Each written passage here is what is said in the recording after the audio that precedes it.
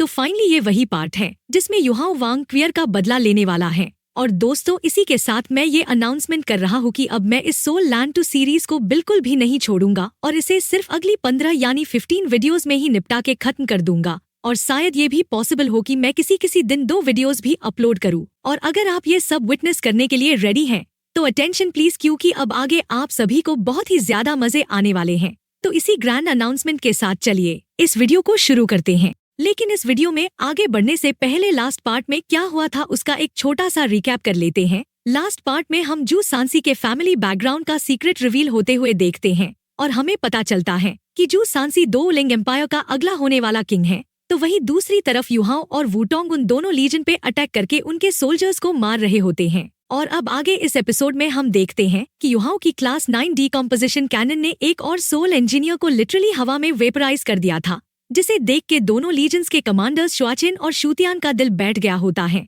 जिसके बाद वो दोनों कमांडर्स मिलकर डिसाइड करते हैं कि अब उड़ते रहना पॉसिबल नहीं है, इसलिए वो फॉरेस्ट में उतरकर कॉम्पैक्ट फॉर्मेशन में डेरा डालने का फैसला कर लेते हैं। वहीं इस तरफ ऊपर आसमान में युहाओ और तांग वुटोंग ये सब ऑब्जर्व कर रहे होते हैं और तांग वुटोंग पूछती है कि उस एक अटैक से ये सब इतने डर गए हैं कि जमीन पर उतर आए हैं और क्या कॉम्पैक्ट फॉर्मेशन से इनकी बैरियर ज्यादा स्ट्रॉन्ग नहीं होगी। जिस पर युहाओ कहता है कि हाँ, अब डीकम्पोजिशन कैनन इनकी बैरियर को पेनिट्रेट कर पाएगी, लेकिन शायद पार करके किसी को मार ना पाए। और वो तांग वुटोंग को बताता है कि उसे पहले से अंदाजा हो चुका है कि ये लोग क्या करेंगे, ये एक ट्रैप सेट करेंगे और हमें बेट करने की कोशिश करेंगे। तो तांग वुटोंग कहती है कि फिर तो सिंपल है, हम बेट को इग्नोर कर देते हैं और कभी इनके सामने अपीयर ही नहीं होते हैं। तो युहाओ मुस्कुराकर कहता है कि नहीं, हम इनका बेट लेंगे, बल्कि पूरी ताकत से लेंगे और इनकी हर उम्मीद तोड़ देंगे और चलो पहले प्रिपरेशंस करते हैं। जिसके बाद युहाओ तांग वुटोंग के कान में कुछ विस्पर करता है, जिसे सुन के तांग वुटोंग के चेहरे पर एक अजीब सा एक्सप्रेशन आ जाता है और वो कहती है कि तुम बहुत बुरे हो। और इतना कहकर वो दोनों फॉरेस्ट में उतर जाते हैं।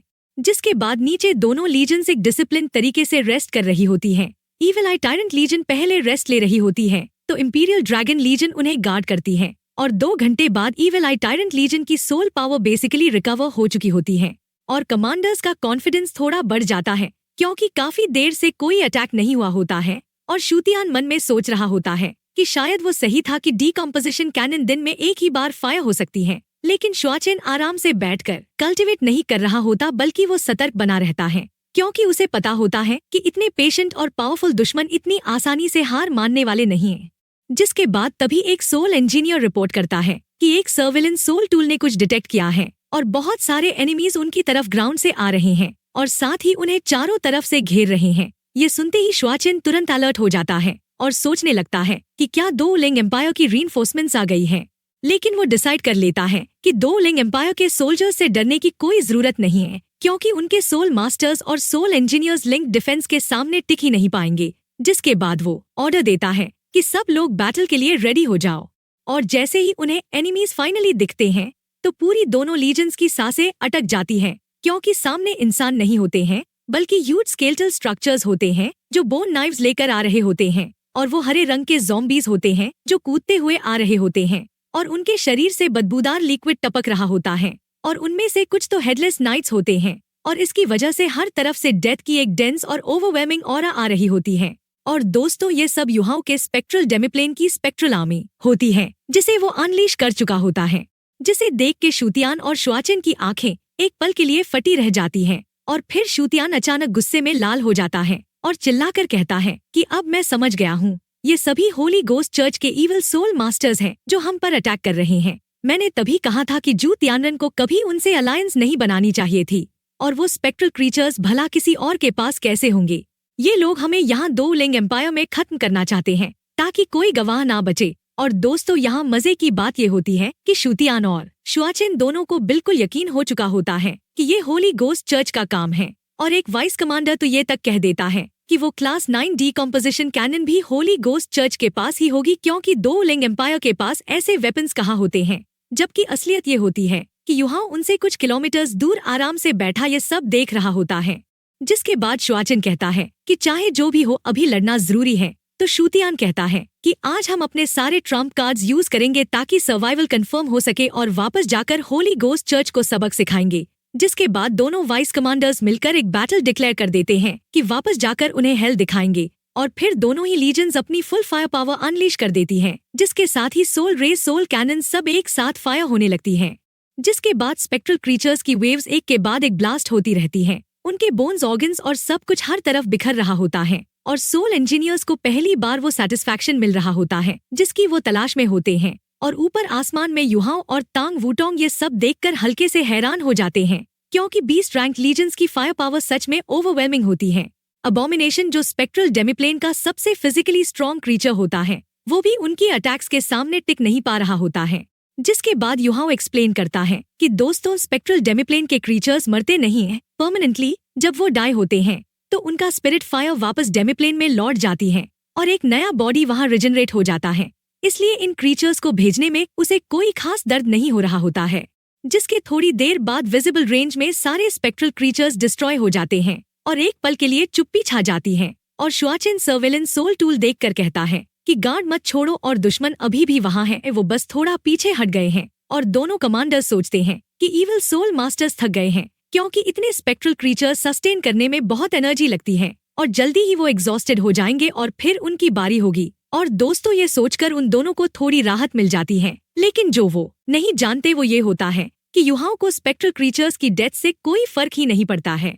जिसके बाद शुतियान अपने ट्रम्प कार्ड्स की बात सोचता है। और दोस्तों, यहाँ मैं आपको एक बहुत इंटरेस्टिंग बात बता दूं। Imperial dragon soul engineer legion के पास सन मून एम्पायर के किसी भी अदर लीजन से ज्यादा class 9 stationary soul cannon shells होते हैं। और ये कोई ऑफिशियली एलोकेटेड शेल्स नहीं होते, बल्कि शुतियान और रॉयल फैमिली ने रेयर मेटल्स को एक्सचेंज करके सीक्रेटली इकट्ठा किए होते हैं। यहाँ तक कि खुद जू तियानरन को भी इस सीक्रेट का पूरा पता नहीं होता है। और ये शेल्स इसीलिए रॉयल फैमिली के लिए इतनी इम्पोर्टेंट होते हैं, क्योंकि उनका मानना होता है कि जो इंपीरियल ड्रैगन लीजन को कंट्रोल करे वो सन मून एम्पायर को कंट्रोल कर सकता है। और शुतियान पावर हंग्री इंसान होता है, इसलिए वो आज वो सब निकालने का फैसला कर लेता है। जिसके बाद ऊपर युहाओ तांग वूटोंग को बताता है कि उसकी असली प्लान आखिर क्या है। और वो अपनी स्टोरेज रिंग से एक सोल टूल निकालता है, जिसे देखकर तांग वूटोंग की आंखें चौड़ी हो जाती हैं। और ये वो स्टार स्काई डुलियो की सन मून डिवाइन नीडल होती है, जो उसने कहीं से हासिल की होती है। और युहाओ की करंट एबिलिटी के साथ वो उसे फुली ऑपरेट भी कर सकता है। लेकिन वो एक पल सोचता है और फिर वो उसे वापस रख देता है, क्योंकि sun moon divine needle use करने पर उसकी आइडेंटिटी रिवील हो जाती और वो एकमात्र आधा यूजर होता है इस वेपन का, जिसे ये यूलिन पहले से जानता है। इसलिए वो डिसाइड कर लेता है कि अभी इसे यूज करना ठीक नहीं है। तो वहीं नीचे सोल इंजीनियर्स बैटल की एक्साइटमेंट में होते हैं और सोल टूल्स चला रहे होते हैं। और युहाओ ऊपर से ऑब्जर्व कर रहा होता है कि स्पेक्ट्रल क्रीचर्स की डेथ्स के बाद उनका स्पिरिट फायर वापस डेमिप्लेन में जा रहा होता है। और ये देखकर उसके मन में एक नई रियलाइजेशन आ जाती है कि इलेक्ट्रोलक्स ने जो स्पिरिट फायर्स बनाए थे उनमें लाइट टाइप एनर्जी होती है, इसलिए येगुई जैसी प्योरिफिकेशन एबिलिटी भी उन्हें परमानेंटली डिस्ट्रॉय नहीं कर सकती है। यानी उसका स्पेक्ट्रल आर्मी ट्रूली लिमिटलेस होता है। जिसके बाद दोनों कमांडर्स को कॉन्फिडेंस आ रहा होता है कि वो होल्ड कर पाएंगे और युहाओ के नेक्स्ट मूव का इंतजार कर रहे होते हैं। जिसके बाद युहाओ स्पेक्ट्रल आर्मी को थोड़ी देर के लिए रुकवा देता है और फिर धीरी आवाज में इनकेंटेशन शुरू कर देता है, जिससे एक डेंस ग्रेश फॉग पूरे फॉरेस्ट में फैल जाती है। और उस फॉग से पहले मरे हुए स्पेक्ट्रल क्रीचर्स की बॉडीज जमीन से उठने लगती हैं और स्केल्टन्स और वैम्पायर्स बनकर वापस अटैक करने आ जाती हैं। और सोल इंजीनियर्स जब ये देखते हैं तो कईयों का दिमाग घूम जाता है कि ये क्रीचर्स मरते ही नहीं हैं। और साइकोलॉजिकल प्रेशर इतनी इंटेंस हो जाती है कि बिना किसी ऑर्डर के ही सोल इंजीनियर्स अपनी फुल पावर से फायरिंग शुरू कर देते हैं, जिस पर शुआचिन रुकने का आदेश देता है। लेकिन जैसे किसी की ऑन ऑफ स्विच स्टक हो गई हो, वैसे कोई नहीं रुकता है और 5 मिनट्स तक ऐसे ही अटैक चलती रहती है, जब तक सामने कोई स्पेक्ट्रल क्रीचर नहीं बचता है और सब थक कर रुक जाते हैं। और तभी एक सर्विलेंस ऑपरेटर घबराकर अनाउंस कर देता है कि बाहर अभी भी बहुत सारे स्पेक्ट्रल क्रीचर्स हैं। और शुआचिन उसका मुंह बंद करने दौड़ता है, लेकिन उस बेचारे ने पहले ही बोल दिया होता है। जिसके बाद ये सुनते ही कुछ soul engineers completely break down हो जाते हैं और जैसे भगवान ने उन्हें अभी ही बुला लिया हो। जिसके बाद युहाओ स्पेक्ट्रल आर्मी को वापस बुला लेता है और अपनी असली चाल शुरू कर देता है। और वो ultra ice soul power use करके आहिस्ता आहिस्ता बर्फ क्रिएट करना शुरू कर देता है, जो ऊपर से नेचुरली फॉल होती दिख रही होती है। और स्नो इतनी जेंटल होती है कि सोल इंजीनियर्स को लगता है दो लिंग एम्पायर का मौसम बस खराब हो रहा है। और देखते देखते पूरे कैंप के चारों तरफ स्नो की एक थिक लेयर बन जाती है, जो बैरियर से चिपककर आइस में बदलती जाती है। इसे देखते हुए शुआचिन कहता है कि दो लिंग एम्पायर का मौसम कितना अजीब है और अचानक से बर्फ क्यों पड़ रही है। और दोस्तों उन्हें ये नहीं पता होता कि जो बर्फ पड़ रही है वो मौसम का नहीं बल्कि युहाओं का करिश्मा है और वो बाहर क्वाइटली खड़ा अपना काम कर रहा होता है। जिसके बाद युहाओं अपनी बॉडी टेम्परेचर को आउटसाइड एयर के बराबर कर लेता है ताकि कोई थर्मल डिटेक्टर उसे डिटेक्ट ना कर सके और चुपचाप उस आइस लेयर के पास पहुंचकर अपना लेफ्ट हैंड उस पर रख देता है और वहां अपनी अल्टीमेट आइस सोल पावर की स्ट्रीम्स छोड़ देता है जो आइस के साथ फ्यूज होकर अंदर और बाहर का टेम्परेचर डिफरेंस एक्सट्रीम करती रहती है। और अंदर बैठे सोल इंजीनियर्स को कुछ पता ही नहीं होता क्योंकि आइस ने उनका पूरा व्यू ब्लॉक कर दिया होता है। और 4 घंटे बाद जब दोनों लीजन्स फुली रिकवर्ड हो चुकी होती हैं और ऑप्टिमिस्टिक फील कर रही होती हैं तो वो निकलने का डिसाइड कर लेती हैं। और जैसे ही वो मेन बैरियर हटाते हैं तो उन्हें रियलाइज होता है कि बाहर आइस का एक पूरा डोम बन चुका होता है जिसे देखकर सोल इंजीनियर्स पहले वाव करते हैं कि कितना इंटरेस्टिंग है, लेकिन शूतियान ऑर्डर देता है कि सोल रेस से इसे तोड़ो और निकलो। जिसके बाद सोल रेस आइस में होल्स कर देते हैं और बाहर सनलाइट दिखने लगती है, लेकिन साथ ही -50 डिग्री की एक ऐसी चिली एयर रश होती है कि सोल इंजीनियर्स को लगता है जैसे किसी ने डायरेक्टली आत्मा ठंडी कर दी हो और इसकी वजह से उनका खून जमने लगता है और उनकी मूवमेंट स्टिफ हो जाते हैं। जिस पर श्वाचिन चिल्लाकर कहता है कि सब तुरंत आसमान में जाओ और जैसे ही वो खुद पहले निकलता है उसी मोमेंट युहाओं की आइस एक्सप्लोजन टेक्निक एक्टिवेट हो जाती है और उस पूरे आइस डोम में जो उसने केयरफुली सेट किया होता है एक के बाद एक धमाके होने लगते हैं जैसे किसी ने पटाखों की माला जला दी हो। लेकिन ये पटाखे -50 डिग्री वाले होते हैं और आइस के ब्लॉक्स एक्सप्लोसिव फोर्स के साथ उड़ते हैं जो सोल इंजीनियर्स की स्मॉल लिंक डिफेंसिव बैरियर्स को एक साथ हिट करते हैं। 40 सोल इंजीनियर्स जो बैरियर से बाहर निकलने की कोशिश में होते हैं उसी ब्लास्ट में तितर बितर हो जाते हैं जैसे भगवान ने उन्हें पर्सनली इनवाइट किया हो। और 3 और टीम्स जिनकी बैरियर्स टूट जाती है वो -50 डिग्री में आइस स्टैच्यूज बन जाते हैं और फिर वो स्टैच्यूज भी टूटकर डस्ट हो जाते हैं, यानी एक झटके में 70 सोल इंजीनियर्स चले जाते हैं। जिसके बाद जो बचते हैं वो पूरी स्ट्रेंथ से आसमान में उड़ते हैं और 500 मीटर की ऊंचाई पर पहुंचते ही टेम्परेचर नॉर्मल हो जाता है। लेकिन जब काउंट किया जाता है तो 300 में से अब आधे के आसपास ही बचे होते हैं और ये सब होता देख के श्वाचिन का चेहरा देखने लायक हो जाता है। और दोस्तों मैं आपको बता दूं कि उन 70 में से 6 टीम्स उसकी अपनी evil eye tyrant soul engineer legion की होती हैं, यानी उसकी लीजन का 2/3 हिस्सा इस मिशन में खत्म हो चुकी होती है। और शूतियान उसके कंधे पर हाथ रखकर कहता है कि वापस जाने पर रिजर्व रेजिमेंट से तुम्हें लोग दिए जाएंगे। लेकिन श्वाचिन जानता है कि 20 रैंक सोल इंजीनियर लीजन का क्वालिफाइड मेंबर बनने में सालों की ट्रेनिंग लगती है और रिजर्व आ जाएगा कल नहीं। जिसके बाद दोनों legion strict link defensive barrier के साथ फ्लाइट शुरू कर देती है और तभी एक सोल इंजीनियर रिपोर्ट करता है कि उनका एक साथी सेवियरली इंजर्ड है और शायद बच नहीं पाएगा। जिस पर शूतियान उसके पास जाता है और उसका हाल देखता है तो पाता है कि उसका एक हाथ और एक पांव टूटा हुआ होता है और वो आर्मी की ट्रेडिशन फॉलो करते हुए उस सोल इंजीनियर के माथे पर हाथ रखकर कहता है कि कॉमरेड रेस्ट इन पीस और हम वापस जाकर तुम्हारा बदला जरूर लेंगे। और वो सोल इंजीनियर आंखें बंद करके एक्सेप्ट कर लेता है और शूतियान बहुत कंट्रोल्ड फोर्स से उसके माथे पर टच करता है ताकि वो पीसफुली जाए। लेकिन उसी मोमेंट वो इंजर्ड सोल इंजीनियर अपनी पाम को उसके चेस्ट पर प्रेस कर देता है जिससे शूतियान को एक अजीब सा क्राइसिस फील होता है और वो तुरंत ऑटोमेटिक प्रोटेक्टिव बैरियर और इनविंसिबल बैरियर दोनों एक्टिवेट कर देता है।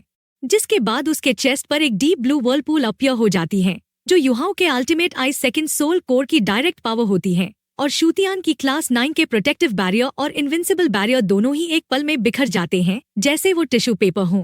फिर उस इंजर्ड सोल इंजीनियर के बॉडी के सेंटर से एक टेरिफाइंग स्पिरिचुअल ब्लास्ट एक्सप्लोड हो जाती है और इस वजह से आसपास के सोल इंजीनियर्स इमीडिएटली उड़ जाते हैं और वाइस कमांडर्स दूर जा फेंके जाते हैं और इसकी वजह से श्वाचिन भी डजन्स ऑफ मीटर्स उड़ जाता है। और जब सब स्टेबलाइज होते हैं तो देखते हैं कि शूतियान की बॉडी बैरियर से क्रैश करके एक बूम के साथ कम्प्लीटली फट जाती है। इसका मतलब शूतियान जो imperial dragon soul engineer legion का कमांडर और सन मून एम्पायर का प्रिंस होता है वो मर चुका होता है और युहाओं और तांग वुटोंग लिंक डिफेंसिव बैरियर के अंदर से निकलकर कुछ 1000 मीटर्स दूर अपीयर हो जाते हैं जहां सिर्फ वो दोनों एक दूसरे को देख सकते हैं। जिसके बाद श्वाचिन फ्यूरियसली चिल्लाता है कि बास्टर्ड्स होली गोस्ट चर्च मैं तुम्हें नहीं छोड़ूंगा। और दोस्तों ये सुनकर युहाओं हल्की सी आयरॉनिक स्माइल के साथ तांग वुटोंग को देखता है और तांग वुटोंग एक लंबी सांस लेते हुए कहती है कि युहाओं मुझे अंदर से थोड़ा अनकंफर्टेबल फील हो रहा है। जिस पर युहाओं उसे हग करते हुए कहता है कि वो जानता है लेकिन ये वॉर है और वॉर में अगर दुश्मन नहीं मरेगा तो हम मरेंगे। और वो कहता है कि जूजी सही थी कि मैं पहले बहुत सॉफ्ट था, लेकिन एक बात ये भी है कि मैंने जो टेक्निक्स यूज की हैं उनसे जो सोल इंजीनियर्स अफेक्टेड हुए हैं वो कुछ समय बाद खुद ही रिकवर हो जाएंगे। और फिर तांग वूटोंग कहती है कि तुम सही हो, तो युहाओ कहता है कि ओपनली फाइट करके सन मून एम्पायर को बीट करना पॉसिबल नहीं है, इसलिए स्कीम्स और ऑल्टरनेट स्ट्रैटेजीज ही रास्ता है। और चलो अब दो लिंक सिटी वापस चलते हैं। जिसके बाद जब दोनों दो लिंक सिटी पहुंचते हैं और जब वो वहां पहुंचते हैं तो युहाओ को बहुत हैरानी होती है, क्योंकि जू सांसी जो नॉर्मली श्रेक 7 मॉन्स्टर्स का सबसे मजाकिया बांदा होता है, जिसे जियांग ननन का पंचिंग बैग भी कहा जाता है, उसकी आंखें ब्लड रेड होती हैं और उसके पूरे शरीर से एक स्ट्रॉन्ग किलिंग इंटेंट निकल रही होती है जो उसे पूरी तरह बदला हुआ दिखा रही होती है। और युहाओ जू सांसी से पूछता है कि दोनों सोल इंजीनियर लीजन्स में से आधे से ज्यादा खत्म हो चुकी हैं और इंपीरियल ड्रैगन लीजन का कमांडर भी मर चुका है और बाकी भाग चुके हैं। जिस पर जू सांसी सिर्फ इतना कहता है कि ठीक है। जिसके बाद युहाओ जियांग ननन के पास जाकर पूछता है कि जू सांसी को क्या हुआ है और यहाँ का क्या हाल है, जिस पर जियांग ननन आंखों से उसे चुप करा देती है और फिर स्पिरिचुअल कम्युनिकेशन में बताती है कि सिचुएशन बहुत खराब है। सन मून एम्पायर ने उस वक्त अटैक किया था जब दो लिंग एम्पायर की पूरी इंपीरियल फैमिली एक गैदरिंग में होती है और एक ही क्लास 9 के स्टेशनरी सोल कैनन शेल ने उन सबको खत्म कर दिया होता है और ऑलमोस्ट पूरी रॉयल फैमिली गॉन हो चुकी है। और जू सांसी जो नॉर्मली इतना कैजुअल रहता है, उसकी माँ की साइड से दो लिंग एम्पायर का रॉयल ब्लड होता है, इसलिए उसने अपनी आइडेंटिटी रिवील करके सिटी को स्टेबलाइज कर दिया था। लेकिन अपने ही ब्लड के लोगों को इस तरह जाते देखना उसके लिए बहुत हैवी बात होती है। और दोस्तों, इसी के साथ हमारा ये एपिसोड यही खत्म तो हो जाता है, लेकिन इसके अगले एपिसोड में एक बहुत ज्यादा इमोशनल और एक गेम चेंजिंग मोमेंट आने वाला है, क्योंकि एक तरफ वो युहाओ सी गॉड्स पवेलियन में एल्डर्स के सामने वो बात कहने वाला है जो शायद किसी ने सोची नहीं थी, और दूसरी तरफ वो एक ऐसा कदम उठाने वाला है जो सुनकर पूरी श्रेक सिटी के जबड़े खुले रह जाएंगे। और अगर आपको इसका अगला एपिसोड जल्दी से चाहिए तो कमेंट में जरूर से बताना। और हाँ, इस वीडियो में ज्यादा नहीं, बस 2000 लाइक्स का टारगेट पूरा कर देना। और तब तक के लिए बाय बाय, टेक केयर।